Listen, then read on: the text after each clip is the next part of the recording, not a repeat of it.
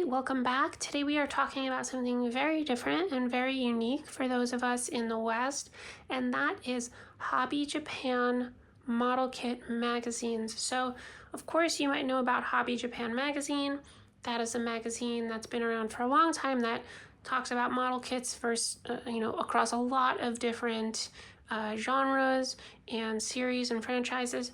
But these are specific issues of the model kits that come with an issue of the magazine. So I've got 5 of them here, all from Advance of Zeta, and it was too much to actually fit on my seamless, so I'm going to go in and we're going to talk about them one at a time.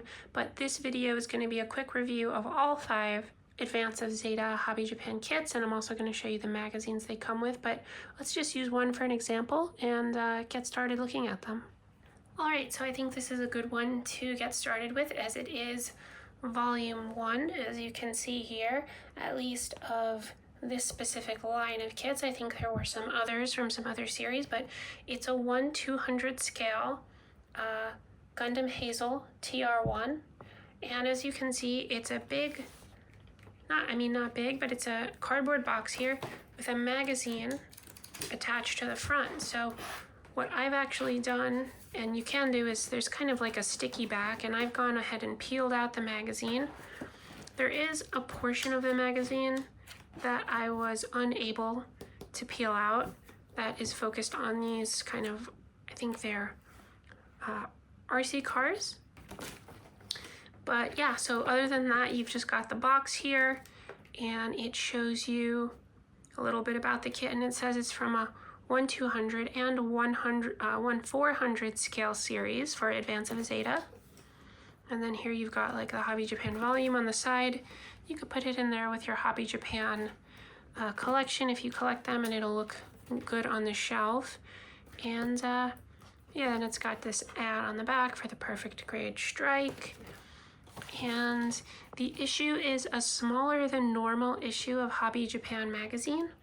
It's a little bit thinner, about half the size, but it's pretty par for the course in terms of talking a little bit about, just different techniques for modeling, and then the featured kit of each set. It'll go ahead and show you a fully painted up version of that kit. So let's see if we can go ahead and find that here.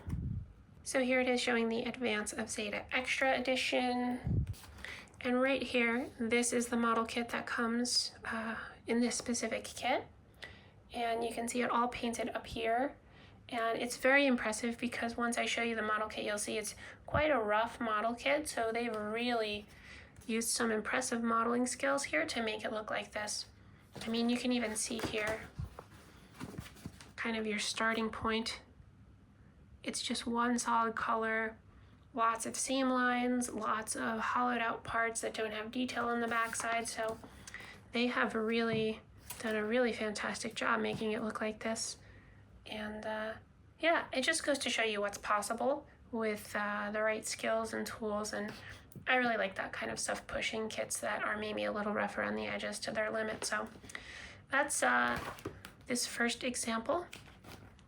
And now I'm actually going to go ahead and show you one of the kits I haven't built, so you can first see what it looks like on the runners and everything like that. Alright, so this is volume 2, and I've built several in this series, but I have not built this one. And it is the Bizak Tier 2 Big Wig, as you can see right here. And it shows some shots of the kit there. And let's go ahead and open it up so you guys can see what it looks like on the runners. Alright, so this is it. One single bag, 2 runners, just the one main runner and then this one very small runner. Very, very few pieces. So yeah, I'm going to go ahead and show you the magazine for this one so you can see what the Big Wig looks like all painted up and really get an idea of how you can turn just one runner of really minimalistic parts into something really cool. So it's also worth noting that for all of these kits, they do not come with instruction booklets, but actually the instructions are directly printed on the cardboard box that they come in. So this is actually one of my favorite issues because it has this really cool diorama. This does not actually show you the bigwig, but I just wanted to show you this really cool diorama using all the 1/200 scale kits, showing you that with good modeling skills you can really take any kit and make it shine. And then they built another diorama with this kit, which you can see there, which looks really awesome. Very cool diorama. And it also shows off the prototype Ashimar there, which is probably my favorite kit in the series of the ones I've built, just because of how unique it is. So really nice all together at the end of the day. And is there anything else on these? Yeah, that's it. And then it just goes right back to being a regular issue of Hobby Japan magazine. But very cool overall. So why don't we go ahead and look at some of the kits that I've snapped up so far, and yeah, let's just switch over to that. Yeah, so here are the 4 kits that I've snapped together so far. You've got 2 versions of the Hazel in 1/200 scale. You've got the 1/400 scale prototype Ashimar, and then you've got this 1/144 scale Hazel, which is a fixed pose kit. I mean, I say fixed pose, it has some posability, but the joints don't really move like they do on the 1/200 scale kits. So I'm gonna throw them up on the rotating base so you can see them 360, and I'll just talk about them briefly. Starting off with the 1/144 scale Hazel, I think this is a really nice kit. I think the pose is really cool. I do think it's gonna be, you know, a lot of work obviously with all of the masking, but the sculpt is very crisp overall. The seam lines aren't too bad. It's just more a matter of it being all one part for the most part. And yeah, that lack of part separation is going to need you to mask a lot.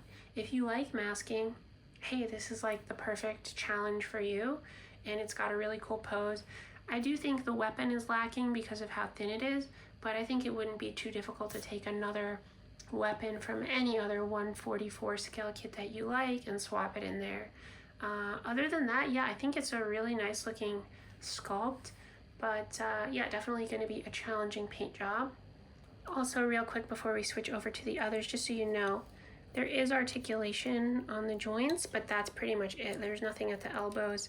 Same thing with the legs, it's just the hip. So more or less you're stuck with this fixed pose, which is fine because it is a cool pose. I think this, I can't remember if the backpack, no, the backpack doesn't even move at all. So yeah, this is pretty much what you see is what you get here. And not all of the kits have a painted up version on the box art. Some of them just have illustrations. Actually, all of them have illustrations except for this one, but I really wanted to show it because I think it is a really impressive paint job, and it shows you again just how far you can push these kits with a little bit of skill and patience. Okay, so moving on to the 1/200 scale kits. These have a lot more articulation, and I'd say the detail is about the same, but because they are posable, you're gonna have a lot more seam lines in there because there are more parts. But because there are more parts, it's also gonna be, I mean, slightly easier to paint. Very slightly, but there is more part separation than that 1/144 version. I did break a piece, so you can see I've got some putty in there. If I were to paint it, I could of course fix it with some glue. But yeah, I think the Hazel 2 looks quite nice. I really like the shield, and it's kind of fun to do something in a different scale. It's not quite like a mini figure from D&D or something like that. It's a little bit bigger, but it's definitely, you know, it definitely feels different than working on a regular Gundam model kit. And here you've got the Hazel 1. Yeah, I'm not super familiar with Advance of Zeta, so I don't know all the terminology and things like that. I'm strictly looking at them as, you know, model kits. But yeah, I also think this one is cool. Again, if you see any really big gaps in the seam lines, I haven't fully pressed everything together just in case I want to disassemble it and paint it. I don't want it to be really difficult to disassemble.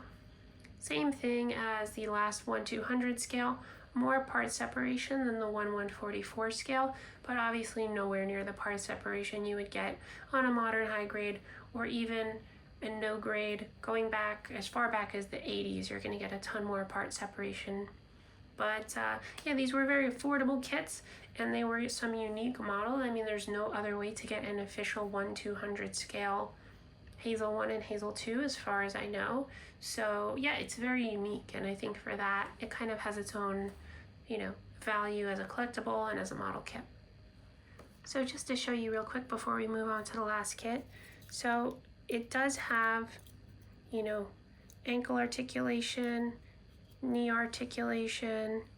These pieces can swivel like that, and you do have that elbow articulation, so you can get a little bit of posing in there, but it's a bit tricky to keep it balanced, but you can see there's a little bit of posing you can do with these. And of course you can go ahead and modify them to make it more articulate, and that's always a fun little extra challenge. But yeah, much more articulation than the 1/144 scale version of the Hazel. Okay, last but not least, and this is my favorite so far, this is the prototype Ashimar, and it's just a really unique looking kit. I love that it comes with a base.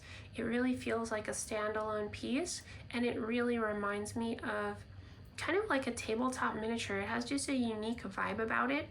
It has a decent amount of part separation on this one too. A lot of these little, I don't know what you would call them. They almost seem like radar pieces, or are they shields? I'm not sure. Like I said, I'm not super familiar with the history of these kits or advance of Zeta, but it has a lot of parts separation in terms of these Hobby Japan kits, right? Not a lot of parts separation in general, like don't get it twisted.